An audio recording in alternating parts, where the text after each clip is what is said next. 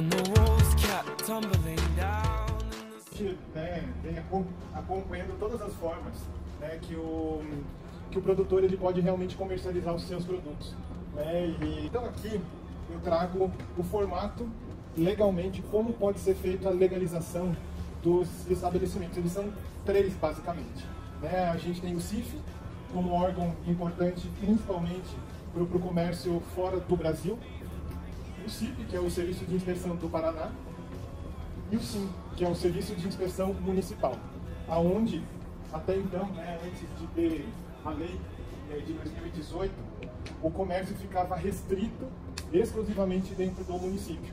O SUSAF também entrou aqui, mas ele entrou com uma certa dificuldade, né? A gente viu muito o Celuarte evoluindo, né? E nessa evolução eu vou contar um pouco dessa história, porque é uma evolução que vai trazer um dinamismo para os municípios. Por isso que eu quis saber de onde que vocês eram, porque isso daí, a princípio, também é um desenvolvimento que o município acampa, né, para que possa realmente haver a comercialização. Então tem a instrução normativa, onde mostra como que o Celuarte pode ser usado. Aqui tem algumas portarias de como o Celuarte ele pode estar dentro do município e, a partir disso, evoluir. Até então, o Estado tinha se comprometido a trazer o Celuarte para legalizar os seus produtos e aí sair de dentro do Estado. E aí aqui tem uma instrução, né, normativa específica, 61, que diz respeito aos produtos carnes, né, bem a área que é onde a gente está falando. E aí tem um passo a passo de como que esses produtos carnes podem entrar no Celuarte. Vamos falar na sequência.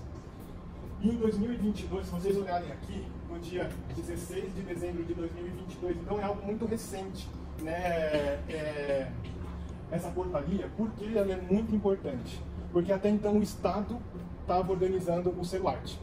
E o Estado em si, até um tempo atrás, tinham dois produtos Celuarte. E vocês viram, desde 2018, o Celuarte começou a rodar. Porém, até pouco tempo atrás, nós tínhamos só dois produtos Celuarte dentro do estado do Paraná.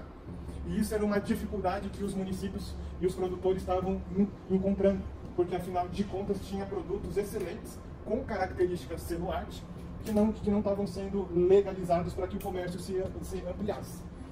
Aí então, né, no dia 16 de dezembro de 2022, foi assinada a portaria, aonde passou ao âmbito municipal fazer toda essa organização. E a partir disso, então, aqui eu vou mostrar também o mapa, né? O porquê que eu estava falando aqui, ó, para uma agroindústria ou um produto como o Celuarte, ó, Santa Catarina. Já o Paraná, né, depois eu mostro para vocês no slide posterior, ele até então só tinham dois produtos, e esses dois produtos, né, eles acabaram caindo. Então aquele Celuarte que o Estado deu já não está mais valendo. E os 4 que hoje tem, 3 são da Lapa, né, onde a nossa empresa fez o passo a passo da legalização dos produtos para que o Celuarte realmente eles conseguissem o produto Celuarte, e o município de Missal com relação ao mel. Então são produtos que hoje dentro do Estado estão permitidos de Celuarte. E aí vem as perguntas, né, que geralmente a gente faz. Como que faz para conseguir o raio do Celuarte? Né, porque ele não é especificamente do estabelecimento. Então, quando a gente pensa, né, que um estabelecimento vai ter Celuarte, não. O Celuarte é dado para o produto, né, e onde esse produto ele realmente tem que contar uma história. Né, a gente vai ver aqui logo na sequência que essa história, quando a gente fala de rastreabilidade, a história do Silvio Moura, tudo isso daí são elementos que a gente usa no descritivo. Né? Então é importante a gente ter ideia desse Celuarte. E algumas coisas que acabam me perguntando sobre o Celuarte. É assim, a geleia pode ter Celuarte? Não, só o Celuarte, por lei, só pode ser dado para produto de origem animal, exclusivamente. E a partir disso, então, existe toda uma organização que o município tem que ter e uma organização que o produtor, né, o estabelecimento, ele precisa provar que aquele produto trata-se de um produto artesanal. E com isso dá o passo, né, de entregar documentação e enviar para Brasília. Então são passos importantes. E como que a gente faz isso? Né, primeira coisa, a gente tem que olhar o município. Então são dois elementos importantes, né, onde aqui que tem lei adequada do serviço de inspeção municipal. O RISPO-A é novo, então as etapas de legalização de processos são novos. Se você olhar as leis hoje, são leis de anos passados, né? Onde de 2010, eu vi lei de 2002. Né? Então são leis já que existe a necessidade de uma adequação.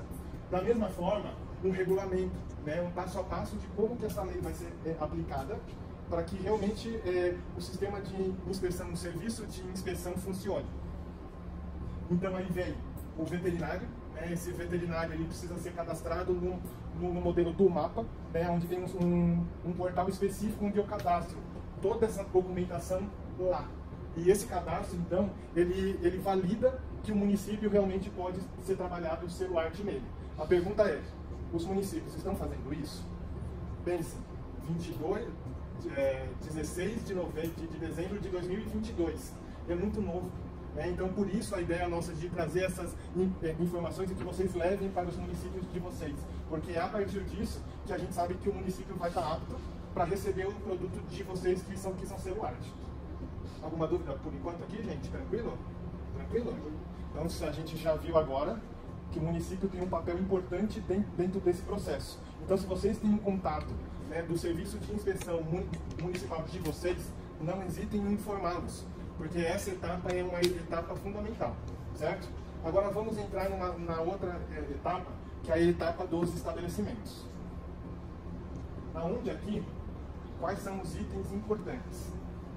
Ó, possuir um SIM ativo. Então vocês têm que demonstrar que o SIM, né, realmente está ativo, além do certificado da chancela dado pelo município.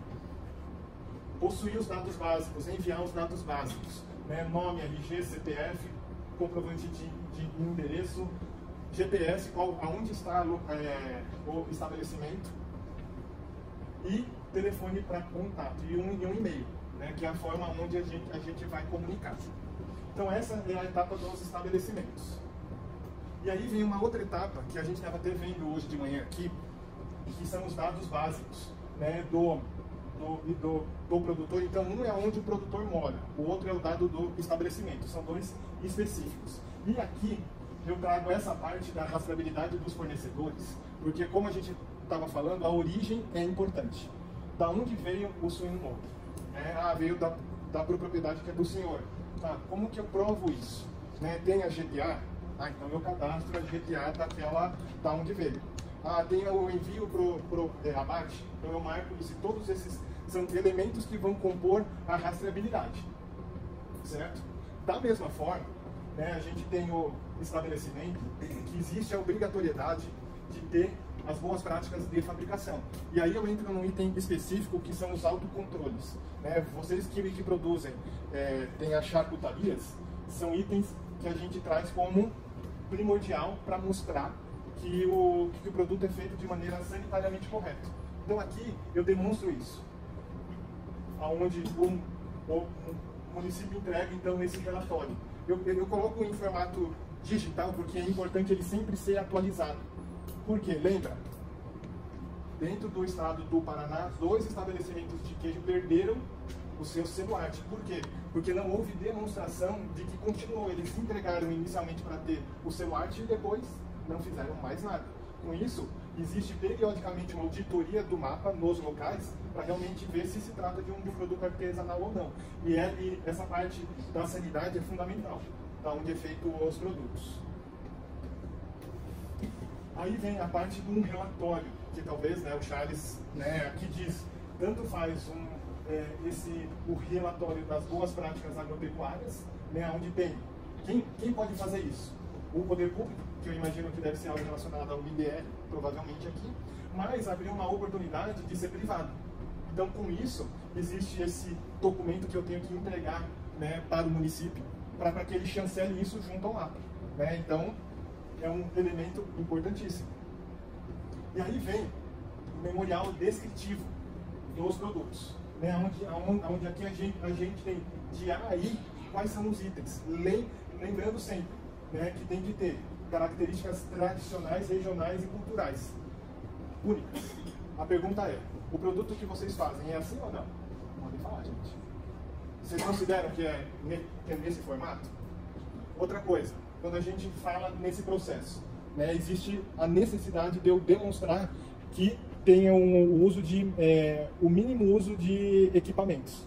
Esses equipamentos, como que eu comprovo isso? Eu pego todas as etapas de produção, né? Então desde quando chega, quando eu faço a desossa, quando eu faço, eu uso a máquina para triturar ou não, né? Eu uso a maceira, né? E eu deixo em descanso, vamos supor, para fazer um embutido. Eu uso equipamento ou não? Eu uso. A pergunta é, esse uso é obrigatório ou não? Quando eu falo de frio, é obrigatório. Quando eu falo de passar na máquina de moer, também pode ser.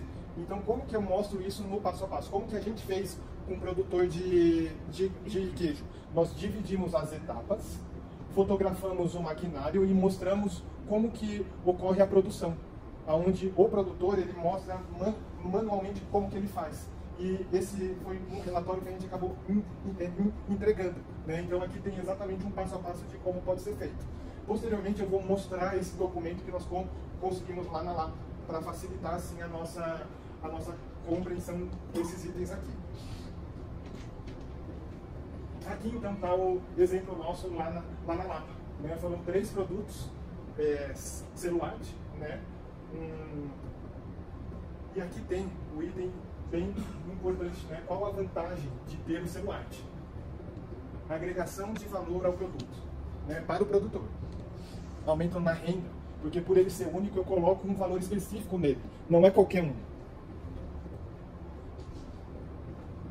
A permissão de comercialização a nível nacional, né? Isso daí dá uma amplitude, né, de comércio que muitas vezes é o que salva o produtor. O que antes ele vendia só no município dele, que nem um tempo atrás, o município de Bocaiúva me chamou para implantar o SIM, antes de ter o celulite. A primeira coisa que eu falei, celulite aqui ou SIM aqui, não.